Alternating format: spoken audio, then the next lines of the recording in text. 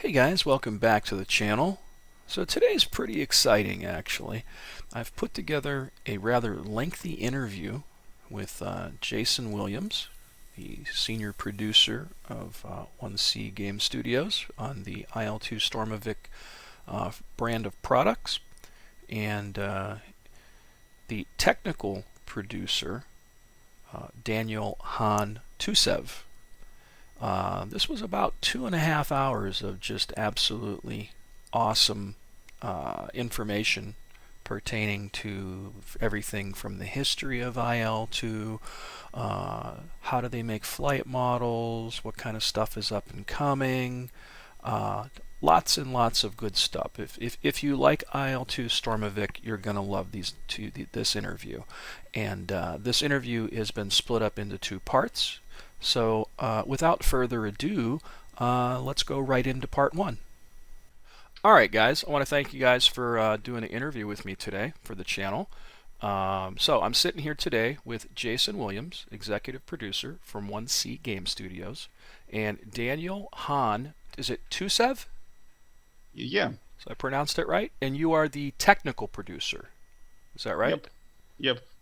All right. Something just a bit more than project manager. Gotcha. Sounds good. So first off, let's talk just a little bit about you guys to get the viewer familiar with, who Jason Williams is and who exactly Daniel Han Tuseev is. Okay, so many of our customers know me already. I'm Jason Williams. I'm the executive producer of the IL-2 Sturmovik franchise. I work for 1C Game Studios, and I've been with this team for over a decade now. I have a long resume of working in the flight sim genre, both on the software and the hardware side of things. But we've been making Sturmovik now for several years, and it gets better and better. And Daniel here is my right-hand man, who, without him, this project wouldn't be possible. And he's kind of the let's just call him the technical expert on the different side of the same coin. I handle issues kind of beyond the technical side of things, and Daniel handles the team and manages the whole project.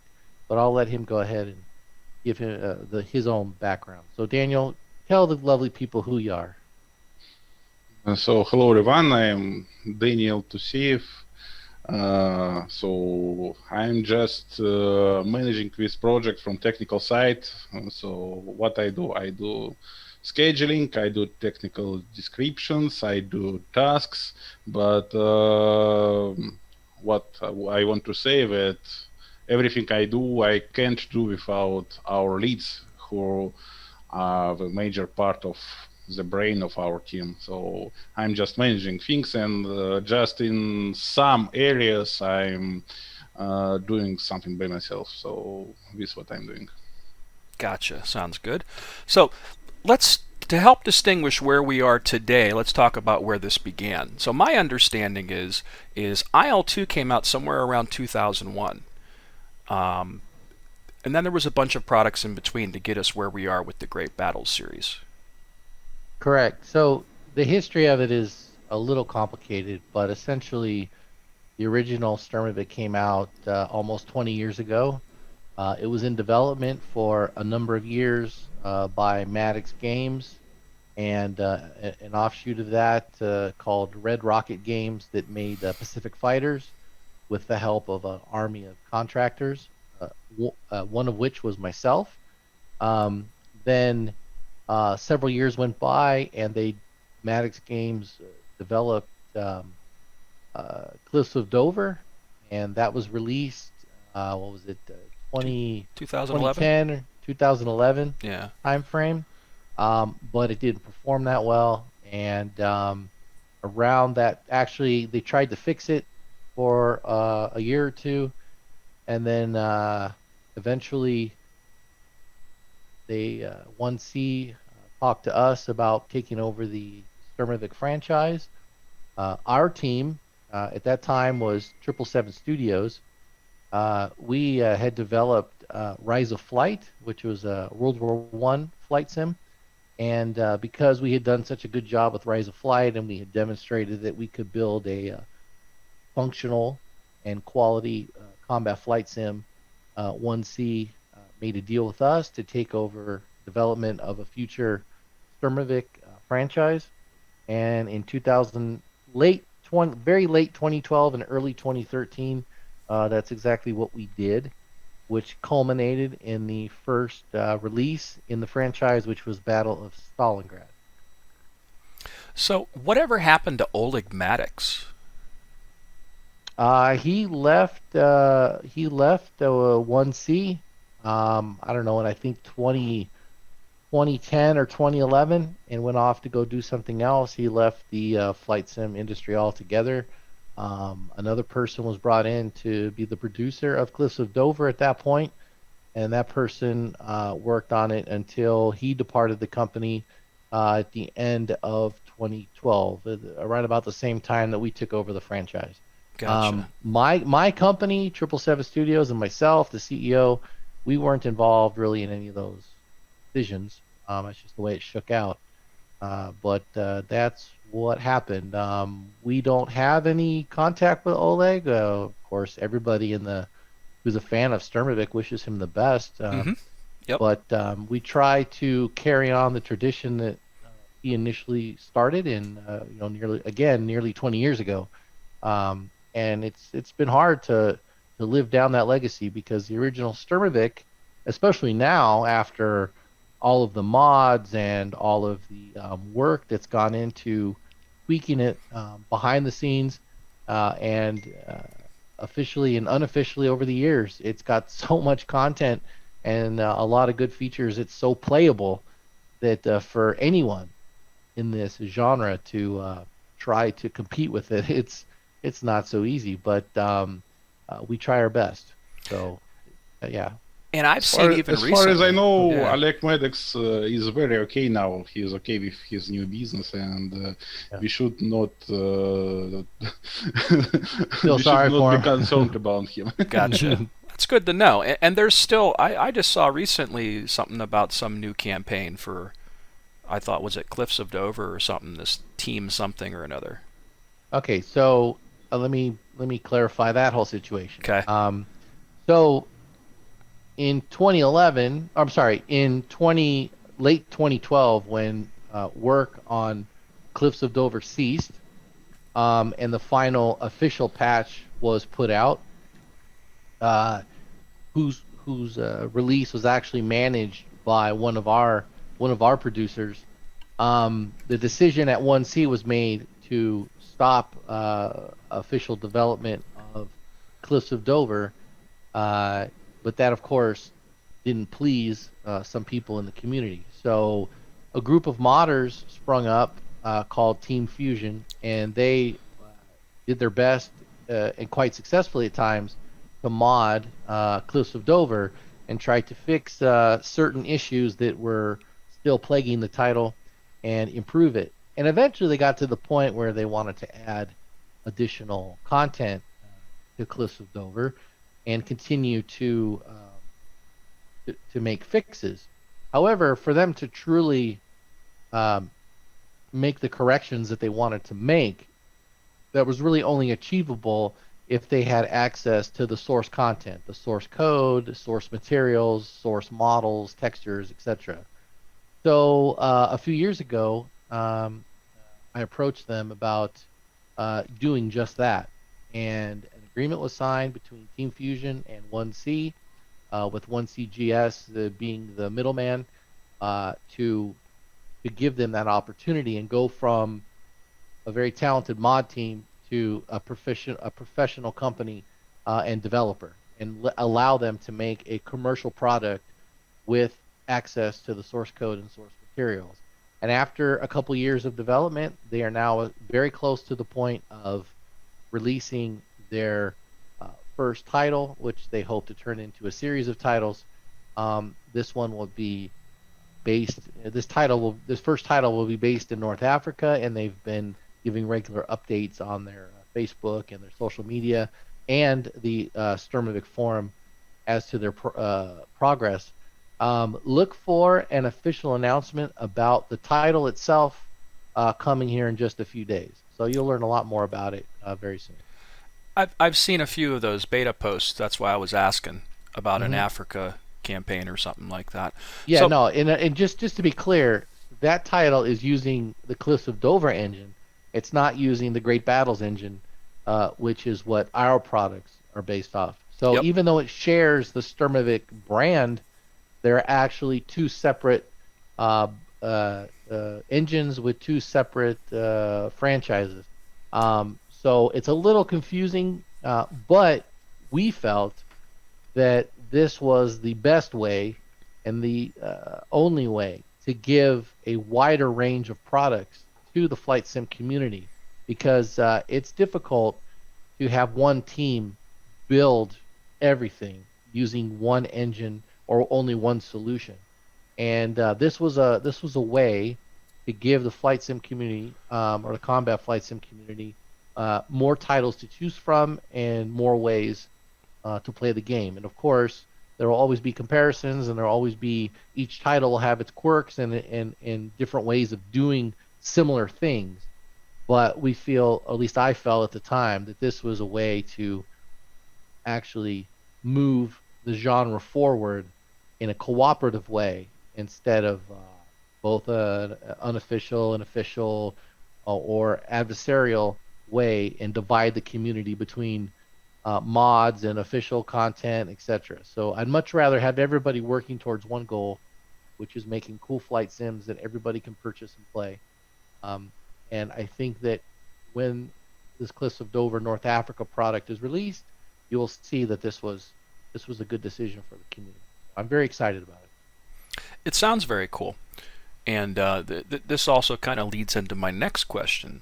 So, the engine that is used in the Great Battles series, is this based upon Rise of Flight, or is this something else altogether?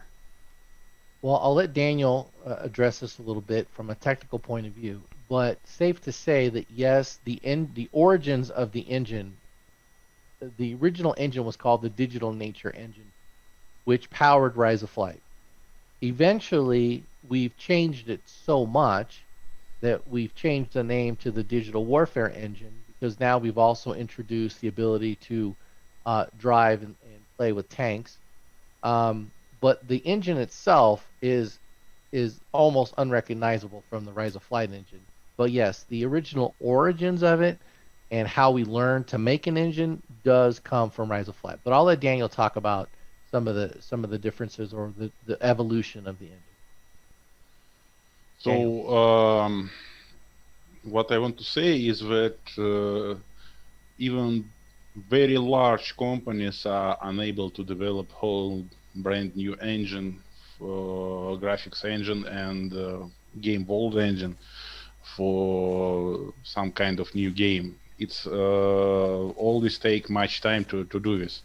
As you know, all famous game engines, they have a long story of evolution. So far as our engine too.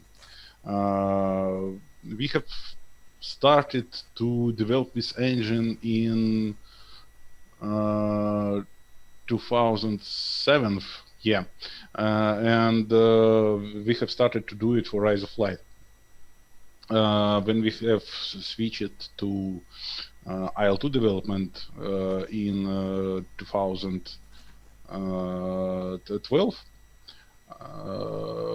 of course we have based on Rise of Light engine, but in the moment of start we have decided that some important certain points of the engine got to be changed to be up to date, and we have started process of wide evolution of our engine, and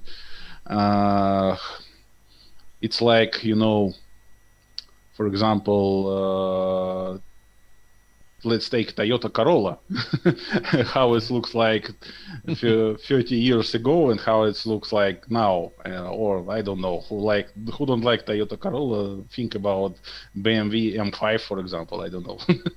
So Yeah. Yeah, let's use BMW as an example, not a Corolla. Okay, let it be a BMW. Oh, I don't know, for Ford Mustang. There we go, Mustang. Yeah. Anyway, it's process of evolution when not whole car changes in same time, but it changes its certain parts one after another, and this what happened with our engine. At the moment,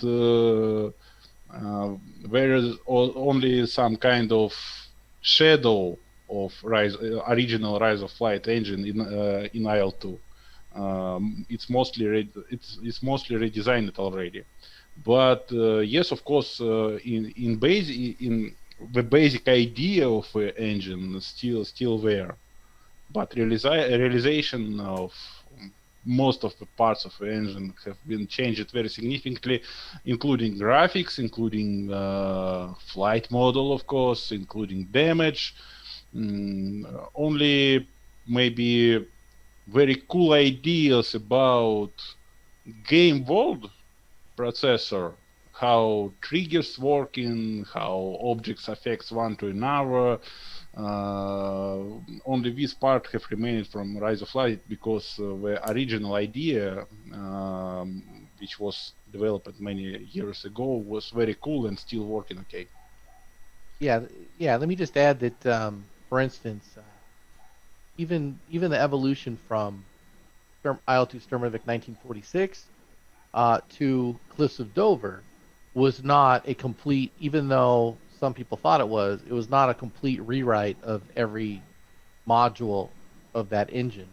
So we've done the same thing. We've taken the things that were revolutionary about the Rise of Flight game and its engine and kept those, and then areas that needed to be rewritten or reimagined or improved or brought to modern standards, we have done that. So Daniel's analogy of the evolution of a car is actually quite quite correct. I like that analogy. Yeah, that seems to work pretty good. Um, in terms of what we call it, I find myself doing this too. So is it Great Battles at this point, or do we still call it IL-2? Because I even catch myself going, I just started generally calling it the Great Battles series because it's more than just IL-2 now, right? Well, the IL-2 Sturmovik brand, known to flight simmers, when they see that name, if they're at all familiar with the original or Cliffs of Dover, or even some console games that were developed by a different developer years ago, they have some idea of what the content would be about Mm-hmm. and what they can expect. The Great Battles series is the overall umbrella name for all of our titles that, of course, are all part of the Sturmovik franchise. So you can look at it as some kind of hierarchy. There's the Sturmovik brand, there's the Great Battle series, and then there's all the individual titles, which typically are a battle of something. That's why we call it Great Battles. Originally, it was just Stalingrad before we knew that we would be successful enough to have some kind of some additional titles in the series, and then eventually the idea came about to call it the Great Battles series. And when I took over in 2016 as the executive producer of development, I decided to run with the Great Battles series name and kind of reorganize the titles under the Great Battles series. You could still call it Sturmovik, you could still call it Great Battles, but because there's the Team Fusion and the Cliffs of Dover titles they're working on, so I don't mind if you call it Great Battles or if you call it Sturmovik. It's all one big happy genre, right? So Gotcha. all good. And it is more than just flight sim now because you've got tanks, you've got the Mm-hmm. World War One stuff on top of that, which is pretty cool. Correct. And what do we got? We got one, two, what, three battles out now? No, we've got Or is it four. four? We've got Stalingrad, Moscow, Kuban, That's it. and Bodenplatte, and That's we have right. Normandy in the works. So that's our fifth battle of. Then we have a Flying Circus Volume 1, and we have Tank Crew. So we have a total of six pretty much complete titles, and one in heavy development at the moment. And there's more. There's plans for more. We have ideas and plans to make additional stuff that Some things I'm at liberty to talk about, and some things I'm not yet. But we're always thinking of what we can make next and what other products we can bring to the market. And the one thing I've noticed is it seems like as you've progressed from Stalingrad to Moscow to Kuban to Baden-Platte, they with every iteration things have gotten considerably better as well. Well, I hope so. And Daniel, you can address this. Talk a little bit about the work that's gone into improving the engine over the years, or the content. Yes, this question is just consequent is a consequence for previous one. So Right. this how such type of games are developing. Where it's not happens like with some big games of our genre when team working for years about one big release and it's releasing and after that we working for 5 years more for next release. We working by our way. We releasing updates to our engine every 2 months. Sometimes it's less, sometimes it's more time. And we always releasing all what we have at the moment. So we continue to evolve all sections of our game, graphics, weapons, flight models. Sometimes it's update of existing content, and we don't hold these improvements indoor. We always try to release it to the public as soon as it's possible. So this is our strategy of game evolution and game updates. And yes, of course, it was in Rise of Light before, and it is now in Great Battles. We constantly work on all sections of the game and trying to evolve each section which requires modifications or update at the moment. And the last Exactly. update was what 4007 was it? Correct. Yep, yep. Yeah, and wasn't it 006 that really brought a bunch of different things to the table? Like, wasn't that the damage model update? And then it seemed like VR support got a lot better, and it was already good to begin with. Well, I'll address that a little bit. So, yeah, we did a bunch of things recently. Primarily, we switched to deferred shading, which is a different method of rendering. We also introduced a faster anti-aliasing technique called FXAA, which, although the image is still pretty darn good, um, it's a little bit different than our typical rendering, which is called MSAA. And we also, because of the rendering switch, we were able to make some optimizations to the engine, which allowed VR to perform a little bit better. Not only VR, but also on a monitor. Um, but moving to deferred shading has allowed us to add some additional graphical features like reflections in the instrument glass and also reflections on the canopy. And we're able to do that without incurring a major performance penalty, which would have occurred if we had instituted them with the old rendering technique. Also, we've extended the lighting to all of the LODs. So, for instance, before 406, if an airplane went further than 300 meters away from you, the lighting that made the plane look natural and realistic would turn off, and you go to a much simpler lighting technique. So it actually changed the appearance of aircraft in a very ugly way. So our lead programmer Sergey and our team have been able to institute a lot of additional graphical eye candy in response to changes in deferred shading. So the 406 update also brought, or maybe it was 405. They start to blur together, to be honest with you. Daniel can correct me here. We also started instituting changes to our damage modeling and how uh, ordnance interacts with the airframe of the aircraft when you get shot or you shoot them. So we've done a lot recently. Yes, you're absolutely correct. We've kind of taken the next leap forward for our engine just in the past few months, and it's been tough because we've experienced some bugs, we've experienced some unintended consequences. Um, so it's always a challenge to push the ball down the field. You're always going to meet some resistance, and you're always going to have some problems. But you know, our team always finds a way to make that next step. And Daniel and the team have done a great job under horrendous circumstances with COVID and uh, quarantines and lockdowns and working from home without all of our equipment to make this leap forward. And really a testament to their hard work. Daniel, can you talk a little bit about this step we just made? Yeah, no, I just want to add that it's this big step which you see in latest two updates.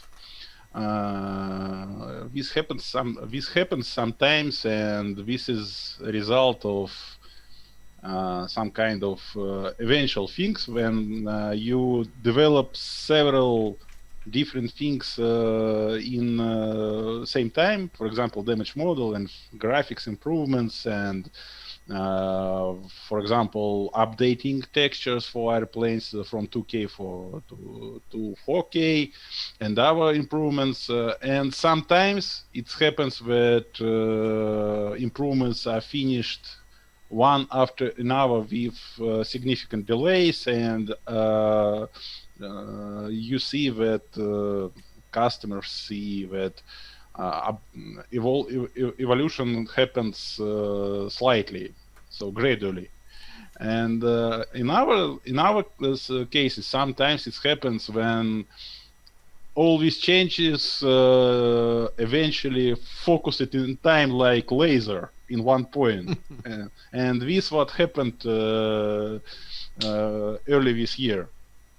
Yep. When we have done in same time depth red shading, the damage model update, and other stuff which you have mentioned already.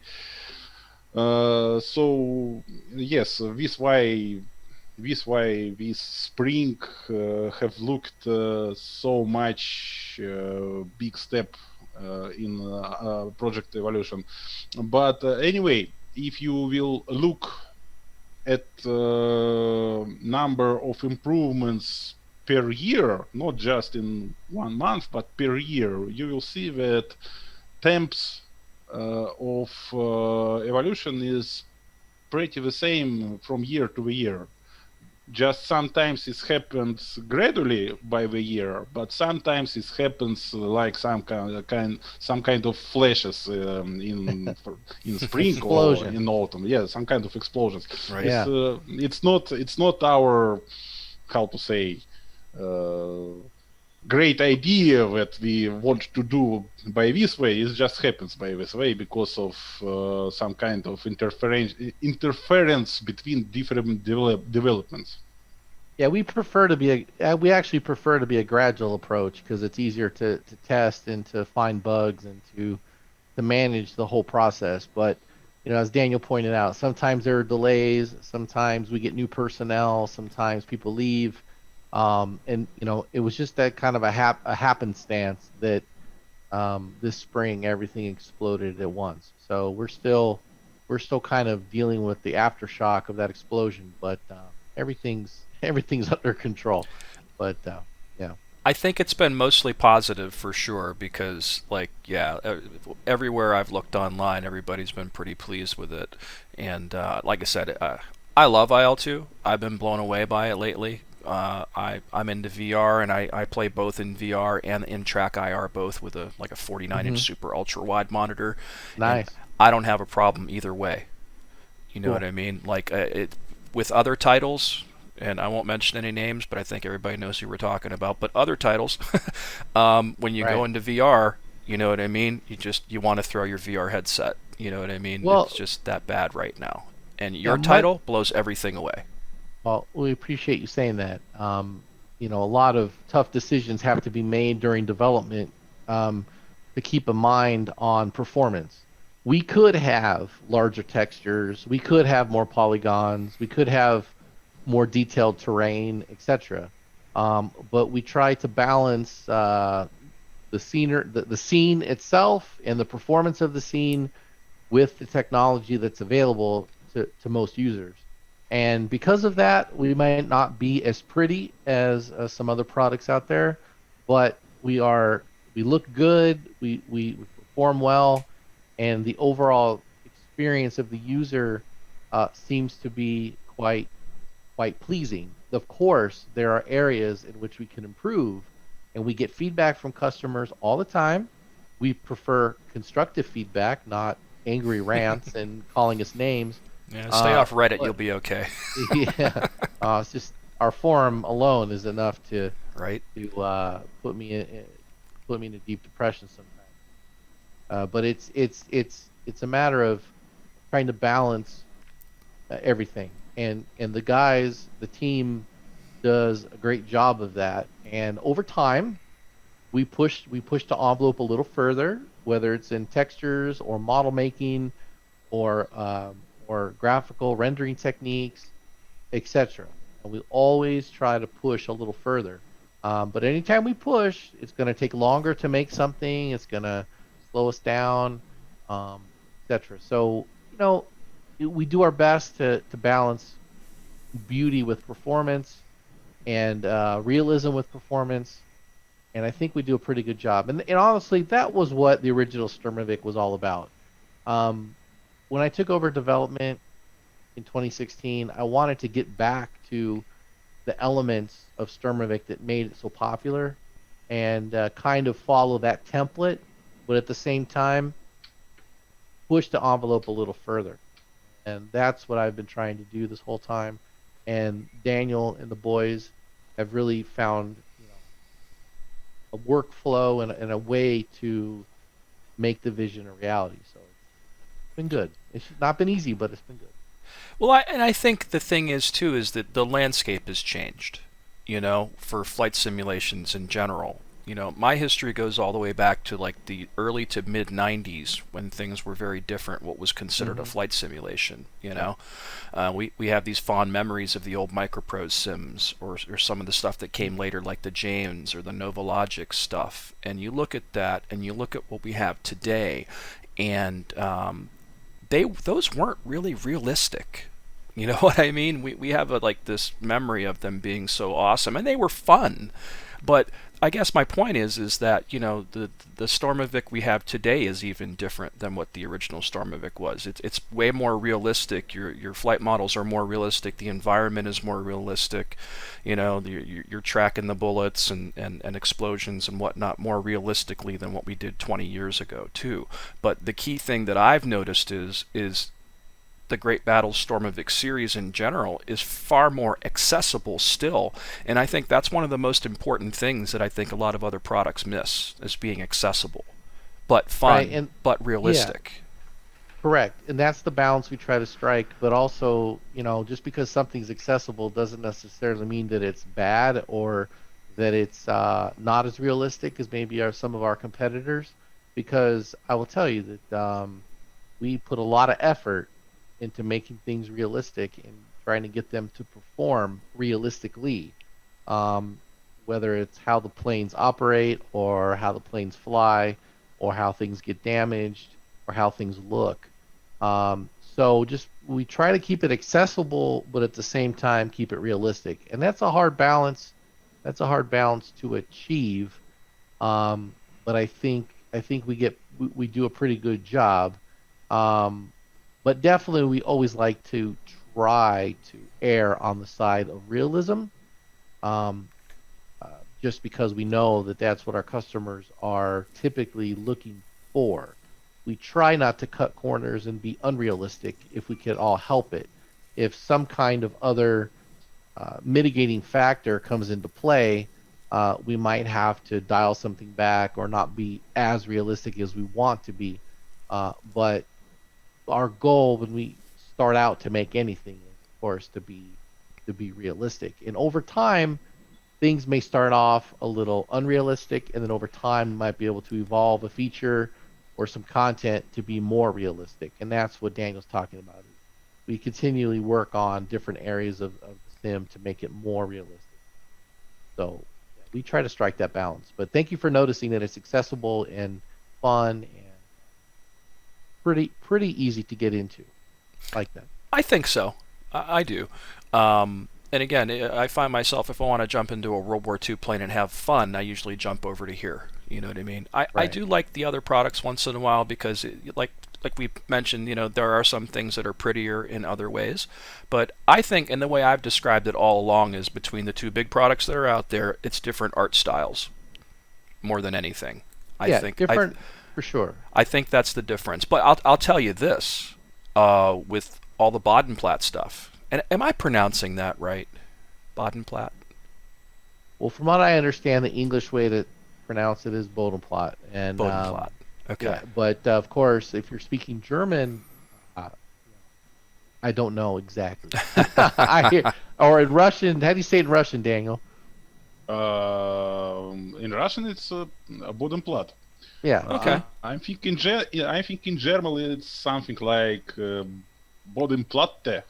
Maybe. Some extra E's on the end or some shit, right? Yeah, we've got Russians working with Americans to produce German content, so Yeah, that's always pretty gonna get cool lost stuff. in translation. Right? But what I was getting to is talking about the art styles and whatnot. I think you guys are goddamn close to what's going on in the other guys in terms of the cockpit stuff now. You guys have really gotten like that close. You know what I mean? The Baden, and this is what I was talking about before. But you look at Stalingrad, then you look at Kuban, then you look at the Bodenplatte stuff, like the P-38. You know what I mean? Mhm. And the what was the two new ones? The Yaks. Yeah. Like wow, like just the level of detail. How long does it take to create a cockpit like that? Daniel, yeah, go ahead, Daniel. You can answer that. Yeah, Jason, isn't it super secret? You can try. You can use some general terms, Daniel. Like talking months. Put everything in a term of months.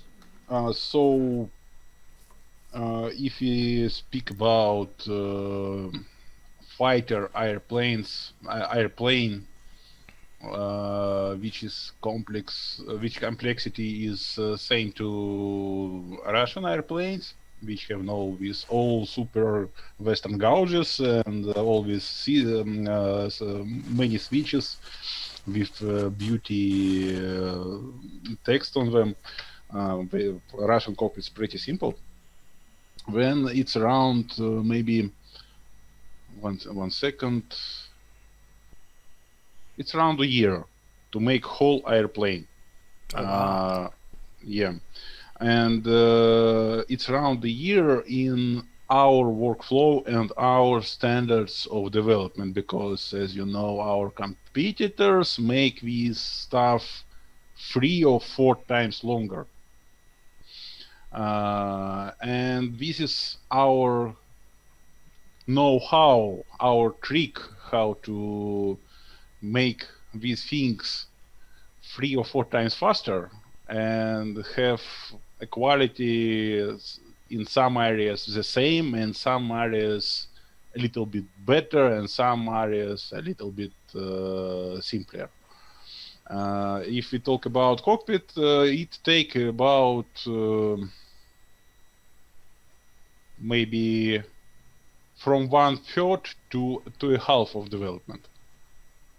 Right. So let me surmise what Daniel's saying here. So from conception to official release, we're talking about a year time frame, right? So that includes the research in finding the materials and understanding what it is we should be making, and then we also have to build the external model, then we have to build the cockpit, then we have to do the damage textures and all the skins, and then we have to insert it into the game, and then insert it into the various modules of the game. So all said and done, it takes us about a year to go from conception to release. So something like the Yaks that were just released, or the Hurricanes that were released, we started working on those last summer.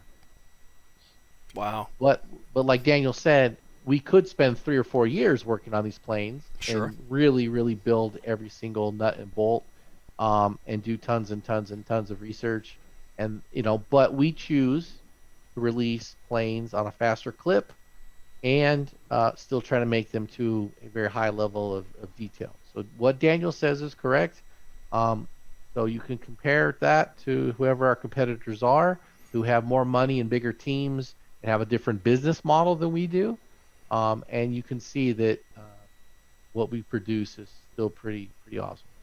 And that brings up another question. So, you guys, every battle usually includes 8 planes, right? Or Standard edition, yeah. yeah, or 10 planes if you go with the premium version. Correct. So, how do you guys stay in business when you have so many awesome sales? Because we're at 75% off again right now, I believe, you know. And the other guys do sales all the time too, so don't get me wrong, but like I just think you guys are like the best value, you know what I mean? Because like for what is it, $12 you can get 8 planes usually in a campaign and like just have fun.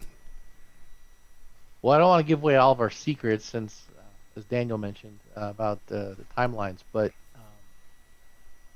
I want to keep the value proposition of our products high. I want our early adopters to be able to play content before the whole game is finished, as we have with our early access programs. I also have a long history of online retail to draw from, and I understand the behavior of customers, shopping behavior on our website, and shopping behavior.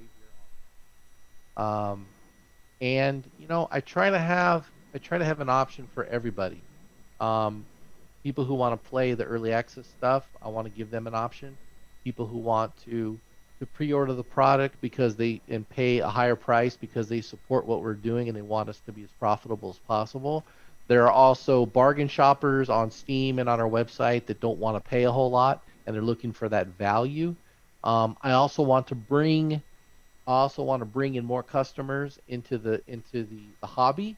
So sometimes I offer some pretty aggressive discounts to make that happen. So our business model is one where if you have enough options for everybody, you will eventually get enough sales to turn a tidy profit, and you can keep going. We've kind of perfected. Some other game developers have not done this, but we've kind of perfected the art of early access, at least when it comes to aircraft or to for our additional titles in our aircraft. So there's never been a case. Let's just put it this way: there's never been a case where you've purchased a pre-order or an early access product from us, and we've not delivered that to you in a reasonable time frame. So we're very proud of our history of being able to do that. And other game developers out there, some have tried and failed miserably. We're very proud of our track record when it comes to producing content and feature updates and giving them to our customers if they take the time and believe in us and make an early access or pre-order purchase. Yes, things go on sale. Yes, sometimes things are not on sale, but this is just the free market at work. So we obviously, if we didn't make money, we wouldn't be here. Now, would I like to expand my team by 3 or 4 times to make a much larger team and to produce even more content? Of course. But we are a small team. I have a very talented core team of people that have been with this company for over a decade, and I value their work, and our customers value their work very much, and we want them to stay with the company and keep making cool stuff. But the business model is kind of my little secret in my head that seems to work for us. So I don't want to give away the farm, but for everybody who purchases our product, whether it's an early access product, a pre-order product, or comes to us later on when we have a sale, we appreciate your business and we'll keep doing this as long as we can. Do we want everybody to pay full price on day one and really give us a hugely profitable week or month or year? Of course. But, the world is a funny place and not everybody makes the same amount of money. So we try to give people as many options for purchasing. Make it as affordable as possible. And it'll still allow us to turn a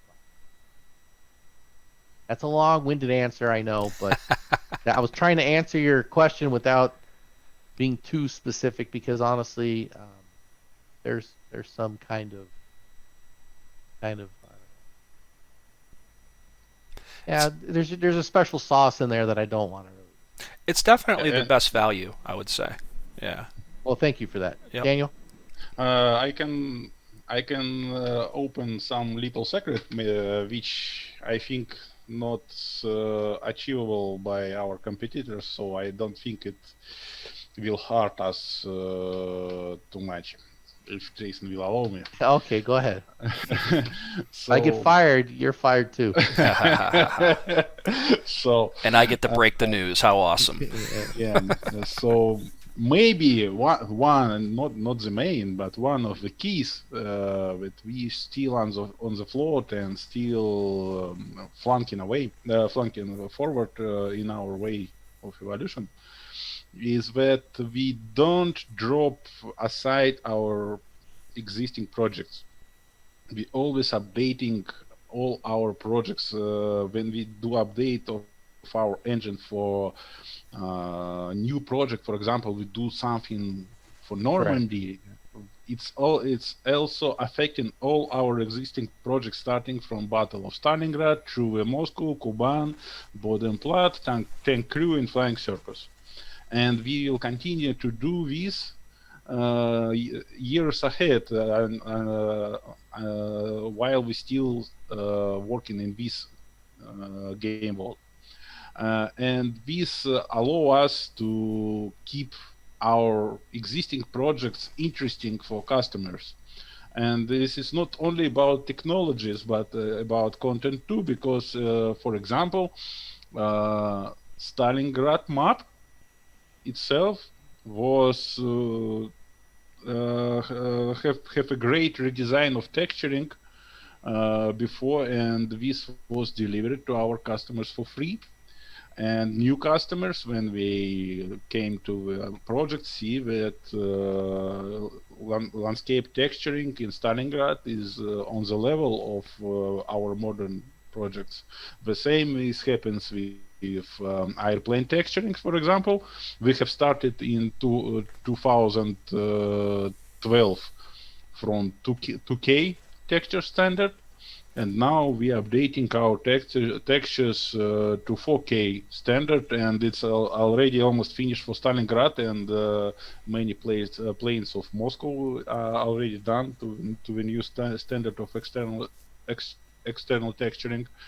And we do this in a lot other ways. We're updating pilots model for existing projects. And of course we're updating technologies for it's not only about graphics, because all changes we do to damage model, it's affecting not only our new airplanes, it's affecting all dozens of airplanes already done for previous projects.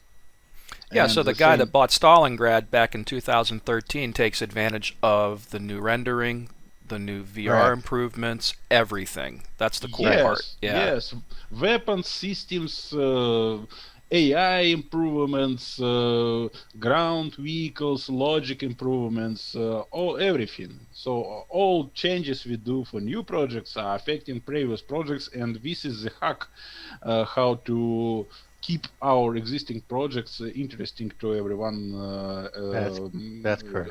at the time. Yeah, Daniel's right on when he says that. So people who may not have purchased Stalingrad in 2013, if they purchase it in 2020, they get a vastly improved product, and it allows me to find customers that are late to the party and bring them in. And when I do a discount, I'm finding new customers that will be interested in our future products. And Oh, we can only definitely. do that, if we go back and keep the older products still relevant. So I'll give you an example of where this kind of breaks down. When we moved from Rise of Flight to Sturmovik, we wanted to continue to develop Rise of Flight at the same time, but because the engine in Sturmovik advanced so much further than Rise of Flight, and we didn't have the personnel to maintain it, or at least to make additional changes to Rise of Flight, we eventually had to stop working on Rise of Flight. That's why I eventually moved to try to bring the World War One content into the Sturmovik franchise, so I could make improvements to what was then considered a Rise of Flight game, but bring that content into in the form of Flying Circus into the Sturmovik franchise, so I could continue to work on World War One as well as World War Two. And I'm still hoping that that process can be continued at some point. So I haven't given up on Flying Circus. It was just a difficult pill to swallow for some of our Rise of Flight fans. So I hope that we can keep marching forward in World War One as well. So you can see how this process of keeping older products relevant is a difficult proposition, but we try our best to make that happen. And usually that is not a problem, as Daniel has pointed out. But sometimes we do hit a wall, and tough decisions have to be made on what to continue and what to not continue. In this case, I found a way forward with World War One by creating Flying Circus, and I just hope that I can do more of it in the future. I've actually enjoyed that a lot. Also in one of the last updates, you guys just added like 2 campaigns as well, didn't you, for the Flying Circus stuff? Yep, correct. I knew that single player folks who played Flying Circus wanted some more content, so I have also been working on that, and that came to fruition thanks to the help of some of our friends in the community, especially Vander and Hash, who have been longtime partners of ours and worked on various aspects of Sturmovik and Rise of Flight as third-party helpers. And of course, there's Pat Wilson, who makes his awesome campaign generator. So he has a version of that is specifically designed for Flying Circus. And Pat has been a commercial partner of ours for a long time, and he's a gentleman who's extremely talented and very smart, and he's able to develop and take full advantage of our mission editor properties and mission design properties to make a campaign generator that is pretty damn awesome. And in some ways, it's even superior to our career mode, because it's a single man with a single vision who's been able to spend, thousands of hours working on his code. So if you own Flying Circus, or if you're interested in Flying Circus, definitely pick it up. It's fun in multiplayer. It's fun in single player with the 2 campaigns that we've provided. You can also build your own missions with the mission editor, but at the same time, it's not part of our current career mode, primarily because lack of resources, and the map itself is not, I think, big enough to support a career mode like the Rise of Flight map was. But Pat has made his version of the Pat Wilson campaign generator, or PWCG as we call it, that supports a really interesting campaign mode for Flying Circus. So there are lots of playable options for Flying Circus customers that already exist. So you're correct. I will continue to add content for Flying Circus at every opportunity. Because that was the only gripe I think mainly most people had, was like, okay, here's 10 planes. What am I going to do with them? Well, I knew that going into it, but I was forced with the choice. Either do nothing in World War I for the foreseeable future, or take all this great existing content and technology that we have to support World War I, and let's try to do something. And let's try to leverage people in the community that are our partners, and try to provide content for them through those channels. And I think that the end result is pretty darn good. And right now, Flying Circus is 50% off on Steam and the website. So when you're talking about value, I think Flying Circus is a great value at this point. Oh yeah, you get is it 10 planes? You get 10 planes, Yeah. plus 2 additional campaigns now. Yeah, plus additional modifications for a number of planes. That actually gives you more like 13 airplanes. I have a funny story about Flying Circus. I was playing it one day, and I was in a plane that had a gunner behind me. And Right. this is what I like about your environment. Like I'm in VR and I'm playing it, and I'm just flying along, and I'm starting to shoot at a guy in front of me. I can't remember. I'm not up on my World War I planes. I forget which one it was, but it was a two-seater. Yeah. And the guy behind me stands up and starts shooting, and the silhouette, the shadow, like freaked me out. You know what I mean? Because it was in front of me on my cockpit. I was like, "There's somebody behind me." Pretty crazy stuff, man. It's Flying Circus is fantastic. And, it's fun. And I'm an old school. I remember. God, what was the game from? Was it Dawn Patrol or something like that? There was Dawn Patrol. There was the Red Baron series. Yeah. They were the British guys, Dawn Patrol. Right. Yeah, Yep. I remember that and all the Red Baron ones and stuff. And I remember being at E3 the one year, and they were pushing Red Baron 3D, and they gave us all a ride in a Boeing Stearman. And wow. That was the good old days when you had marketing budgets. I like that. Dude, it was awesome, man. I was around during the dawn of flight sims, really, man. They did it. I got to play with real Abrams tanks with Nova Logic in the desert. You know what I mean? Like fun stuff. You know, we had a couple events at like Chino Air Museum. I had dinner with Tuskegee Airmen. You know what I mean, for a Microsoft event. But the Boeing Stearman was fun, and it's the difference between being on a motorcycle and in a car. Is the way I best describe open cockpit versus in a cockpit, you know, in real life. And I've been in other planes, and it really does feel like that. And in Flying Circus, you know, it really, like, in VR, you know, I almost want to put a fan on. You know what I mean? Because it looks that good. You know, the only thing that pisses you off sometimes is when the wings get in the way. You know what I mean? You're trying to see visibility. Yeah, visibility in World War I is definitely difficult. Daniel, I think Rod wants us to do Flying Circus Volume 2. What do you think? Oh, I totally do. Yeah. I like the idea because actually when I have worked on Rise of Light before, this was fun years, and I was very excited to do this project. It was very interesting for me. I have studied many new things, and I have increased my skills. So it was a fun time, and I want to repeat it. Definitely, fun stuff. We like World War I, and when you look at the developers that are out there, I don't really see anybody else doing World War I. Nah, there's nobody doing it. We hope to continue. Definitely. Yeah, you guys are doing good with that for sure. All right, guys, I had to cut that somewhere because we can just go on and on and on, and I don't think anybody wants to sit here and listen to a 2.5 hour, you know, video interview. But learned a lot of cool stuff there, and I'm going to cut it right there, and we're going to leave it at that for right now. So part 2 is going to be coming very soon. So I just want to thank you guys for watching. Please subscribe to the channel. Feel free to hit that like button. And until next time.